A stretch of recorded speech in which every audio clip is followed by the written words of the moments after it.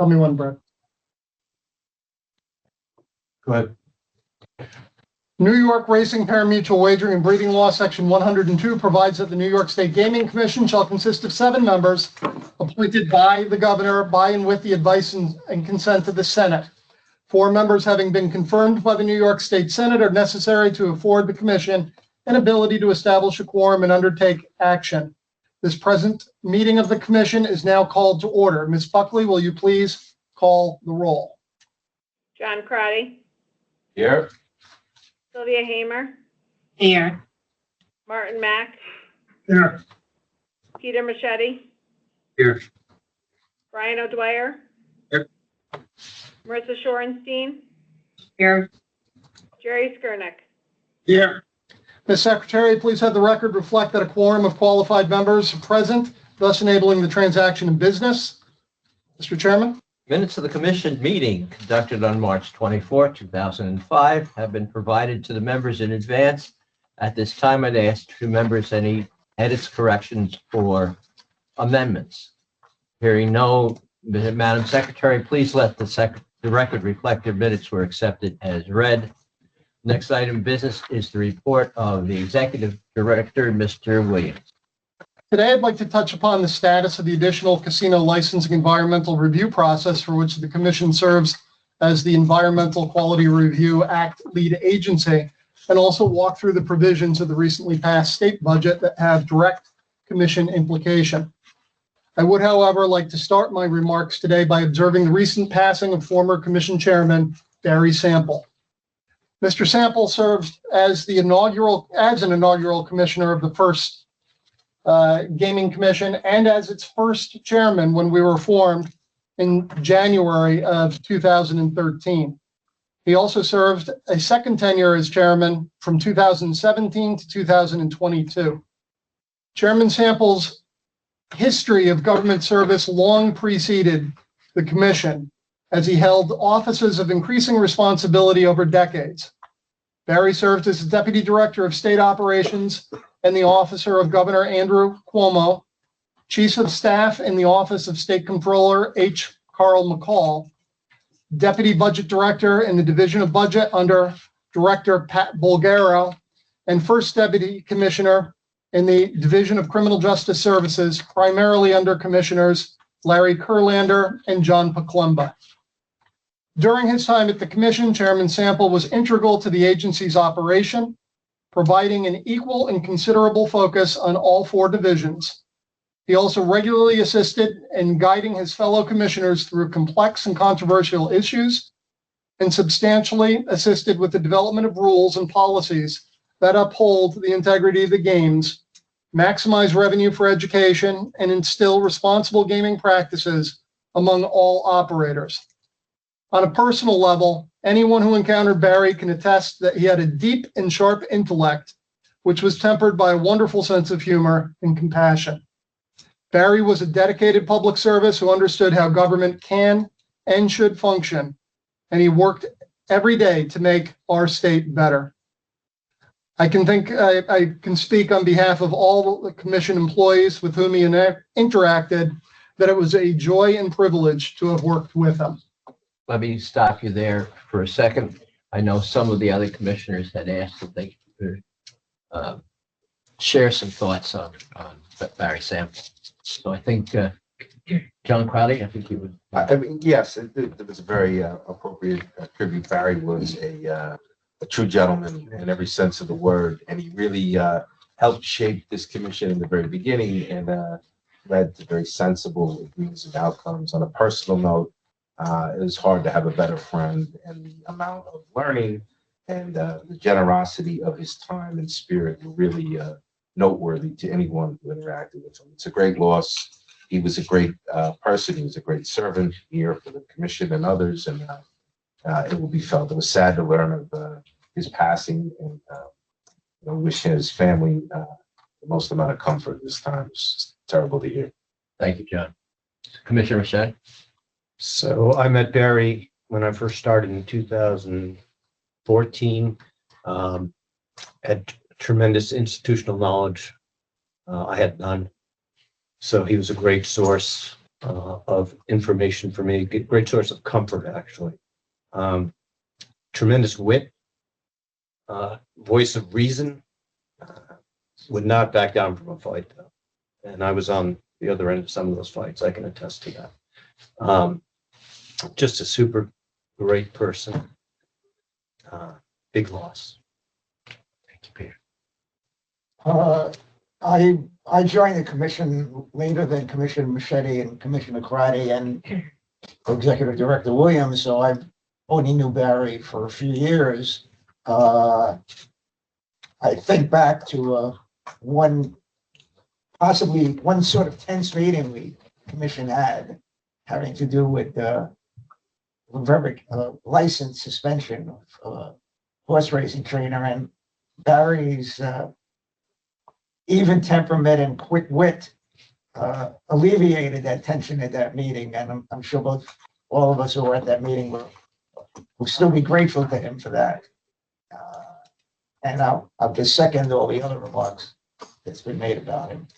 Thank you, Commissioners. And I know that it has been a loss to the state of New York. I knew him just briefly and not well, but I know of his experience and his reputation on stellar in this community. He will be a great loss to us all. Moving on, since our last meeting, the commission has taken several substantial measures regarding the State Environmental Quality Review Act for the 3 proposed projects under the additional gaming license requests for applications. Specifically, for the Avenir, Caesars Palace, Times Square, and Freedom Plaza, the commission issued a declaration of lead agency, reviewed a full environmental assessment form, part 1 for each proposal, reviewed and provided comment on a full environmental assessment form, part 2, identification of the potential project impacts, and part 3, the evaluation of the magnitude and importance of project impacts and determination of significance, and issued a determination of positive significance. Accordingly, we also made available the proposed draft scope of work for each project and conducted public scoping sessions for each. The scoping sessions that were conducted were for Freedom Plaza on May 20th, the Caesars Palace Times Square project on May 21st, with a continuation on May 28th, and the Avenir project on May 22nd, with a continuation on May 29th. There is a tremendous amount of material, including video and transcripts of each of the scoping sessions, posted on the Commission's homepage on the Environmental Review Materials for Additional Casino License Applicants button. We are in the process of evaluating all the comments that were received, those from the virtual public scoping sessions and those received in writing. After review, we will decide what changes, if any, need to be made to the draft scopes of work, and then we will issue a final scope of work. I want to remind people that there's still time to submit written comments for our evaluation on each of the 3 projects. They can be submitted by mail or by sending them via electronic mail to addresses that are posted on our website. They all, however, must be received no later than 5 p.m. on June 12th, 2025. Finally, today, I want to provide a brief overview of the recently enacted fiscal year 26 state budget. The law contains 7 parts with specific applicability to commission operations. One provision affected the parimutuel tax. The enacted legislation was a modification of the governor's proposal, which was a modest revenue-neutral set of tax simplification changes to how New York collects parimutuel revenues on horse wagering.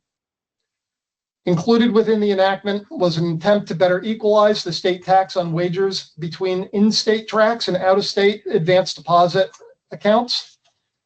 Industry sources indicate that out-of-state advanced deposit wagering platforms handle nearly 40% of the parimutuel wagering in New York State.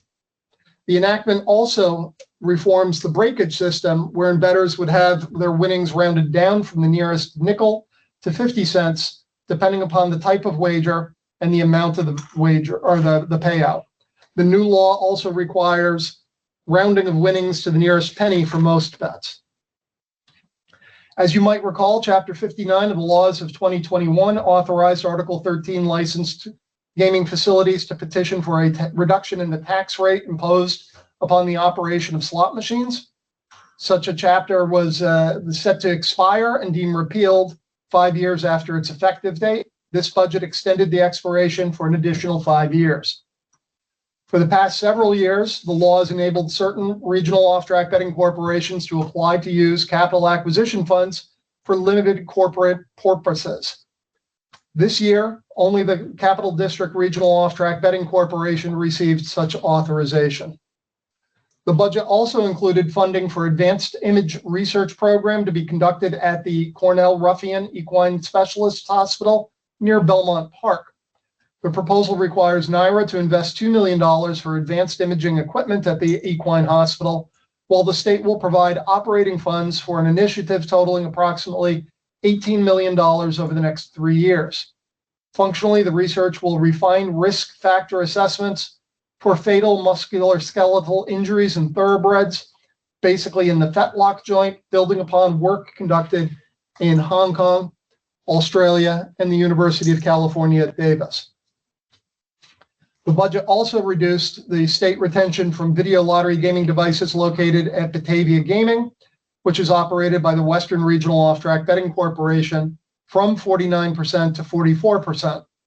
The additional revenue is required to be used to reduce costs of non-executive and non-managerial employees' healthcare coverage, to increase salaries, wages, or benefits paid to non-executive or non-managerial employees, and to increase payments to the corporation's member municipalities. Western estimates the tax savings will equal about $4.5 million annually. The budget also included a change of terms to some members of NYRA's board of directors, extending them to keep continuity of leadership through the conclusion of the rebuilding of Belmont Park. The enactment also sets minimum professional experience or involvement in thoroughbred racing for some members of the board. And finally, since commencement, $6 million from mobile sports wagering revenue has been dedicated to problem gambling education and treatment purposes. This year's budget increases that amount to $12 million, provided that the increased amount may only be expended pursuant to a plan approved by the director of the budget. Mr. Chairman?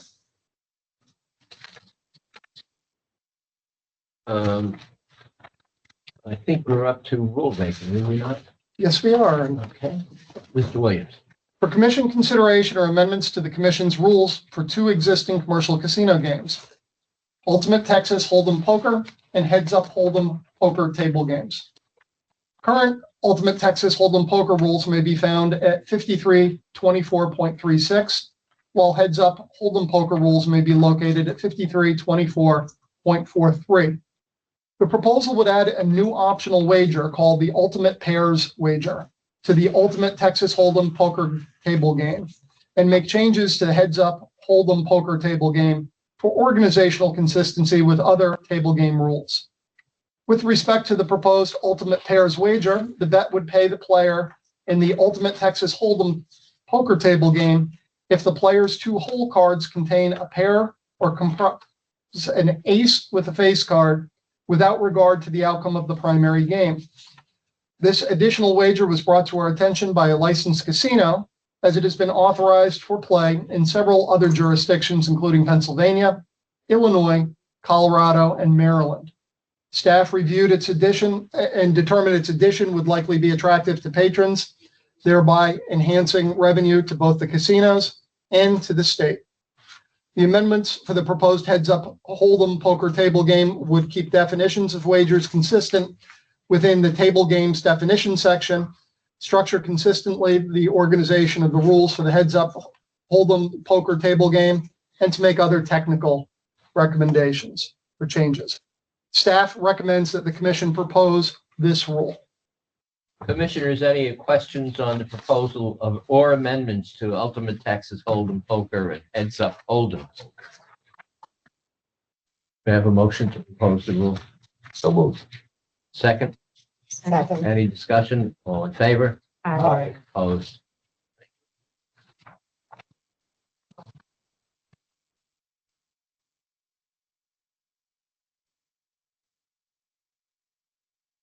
Time for my chairman's report, I've traditionally used this portion of the agenda to provide updates on my activities during the time since our last meeting and to focus on attentions on items I believe important. In a little over a month, the commission will be receiving applications to obtain one of the 3 potential licensees for the operation of a casino in New York. A vital part of the selection process, as enacted by the legislature, is the Community Advisory Committee. The committee, appointed by certain public officials in an area in which the casino seek to operate, must vote by a 2/3 majority to advance an application to the Gaming Facilities Location Board to consider the application. An abstention or absence from the CAC is considered a no vote. This procedure was enacted by the legislature to ensure that only those casinos that were desired by their communities to operate in their midst would be considered. This is a vital point to the process. If the CAC does not agree, that application gets denied. I have asked our staff to identify public officials who represent sites that have a reasonable expectation of hosting an applicant for a commercial casino and alert them to the provisions of the law that will provide them an appointment to the Community Advisory Committee. I urge each one of those public officials to exercise their appointment power at the appropriate time. It is truly vital that the voice of the community be heard in this process. The proliferation of mobile sports betting has provided significant revenue to the state and has provided a convenient method for those who wish to wager on sports. Nevertheless, we must be cognizant of the downside of problem gambling, and I, along with our executive director, working with the industry to address the issue. Whilst mobile sports betting has been a contributor to the problem, it is not alone. We cannot and should not ignore the other areas of gaming which until now have gone largely unregulated: fantasy sports leagues and so-called sweepstakes casinos. I know the legislator under chairs Adabo and Werner has the matter under consideration, and I welcome their efforts. The commission as well has taken steps to assure that these industries abide by the law, and we will continue to do so in the future, looking toward further regulation. The present tariff dispute between the EU and the United States is fraught with peril for the equine industry in New York.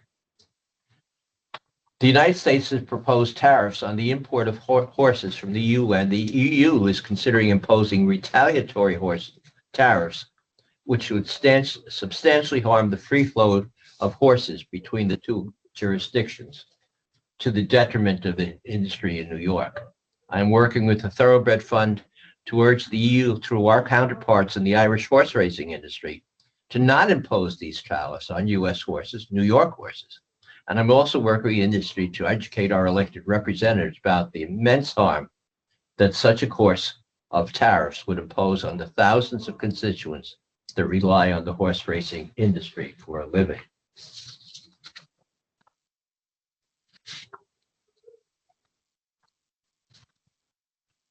I'm happy to report that, as I had discussed with you in the past, that the agency has renewed efforts to bring on seasonal college interns so as to better prepare the next generation of gaming regulators. I am pleased to announce that 2 individuals has joined us for the summer, and hopefully we can have more. James Donovan, who just graduated from the University of Buffalo, has joined our Lottery Customer Service Center in Buffalo to support the office and help prepare for the lottery's annual presence at the Erie County Fair in August. And Isabella Richards, from a junior at Florida State University, has joined our counsel's office in Schenectady this summer to start the important legal work done at the agencies. We welcome both to the commission and remind college students that we still have internships positions available for this summer and urge them to get in touch with our office in that regard. What else we have here? Yep. I want to put a plug in now for our Saturday, which marks the 157th Belmont Stakes being conducted once again at Saratoga Racecourse while Belmont Park is being redeveloped.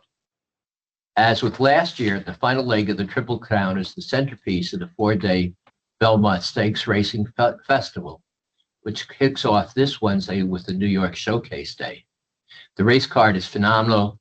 Wednesday, there are 6 New York-bred restricted stakes races, plus the Grade 1 Beverly Arts Diamond Steeplechase. The Thursday's card features Grade 2 International and Grade 3 Poker. Friday's card features Grade 1 Acorn, Grade 1 New York, Grade 1 Ogden Phipps, Grade 1 Just a Game, Grade 2 Belmont Gold Club, Grade 2 Bed of Roses. Belmont Stakes Day will see graded stakes, Grade 1 Metropolitan Handicap, 1 and a Grade 3 Peanut Ridge, Grade 3 True North, Grade 1 Woody Stevens, Grade 1 Jaipur, Grade 2 Wonder Again, and of course the Grade 1 Belmont Stakes. Sunday we'll see Grade 3 Soaring, the softly contested. I having seen all these great races, I don't know whether I should be happy or sad that I am prohibited by law from betting on any of them, but I have. I'm sure that all of us here at the commission welcome the good news that we read in the papers that the Belmont, that the Breeders' Cup would be hosted at Belmont in 2027. That is terrific news for the industry and for all of us. Finally, I wanted to weigh in on something that is very personal to me. I did want to weigh in on the enforcement of the whipping rule in stakes races. I understand that this commission has been preempted by federal legislation from enforcing any standards regarding the whipping of horses. Nevertheless, at a time when racing has come under increased scrutiny regarding the treatment of our equine athletes, the imposition of minimal fines for violation of the rule provides increasing incentives to jockeys to violate the rule as they seek to spur the mounts to greater speed. The industry and its regulators need to understand that lax enforcement of the rule will ultimately cause great harm to racing as we know it. I look forward to hearing from all of you in the future, and I will take a motion to adjourn. Second. Second. All in favor? Uh, The meeting is adjourned. Thank you.